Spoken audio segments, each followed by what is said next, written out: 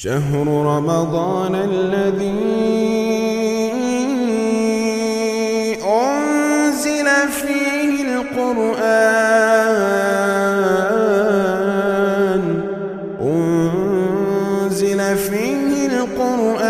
هدى للناس وبينات من الهدى والفرقان فمن شهد منكم الشهر فليصمه ومن كان مريضا أو على سفر فعدة